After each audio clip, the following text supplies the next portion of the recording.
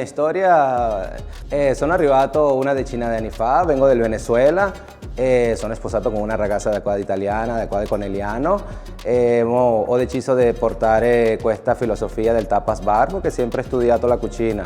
Ho fatto l'alberghiero in Venezuela, dopo ho continuato mi carriera per Barcellona, che ho fatto una decina di anni là a Barcellona, e adesso abbiamo creato questa tapas bar. Noi abbiamo portato soprattutto la paella y hemos portato tanta la chiquetería como las patatas bravas, la bombetta, abbiamo le croquetas ibéricas che sono molto piaciute, abbiamo cambiato la ricetta del baccalà mantecato, noi lo facciamo frito, y abbiamo las empanadas che sono un piatto tipico del mio paese, abbiamo los tequeños, abbiamo los patacones.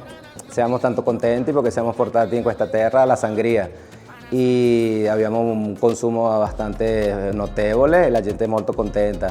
Adesso abbiamo inserito anche la sangria de cava, che facciamo una sangria bianca sempre fatta da noi e la gente è contenta. Dopo abbiniamo anche il mojito al maracuyá con il frutto della passione. In questa parte non sono abituato tanto al condividere. Noi diciamo portiamo questa di portare il cibo di piccole porzioni, di farlo assaggiare un po' a tutti.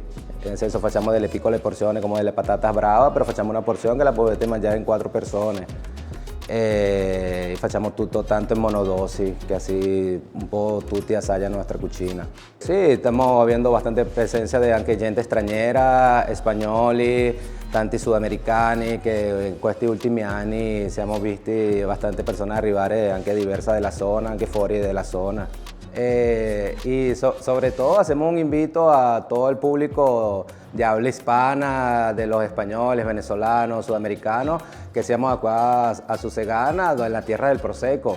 Habíamos de la bellísima colina, habíamos del bellísimo chivo, del bellísimo paisaje, todo acá.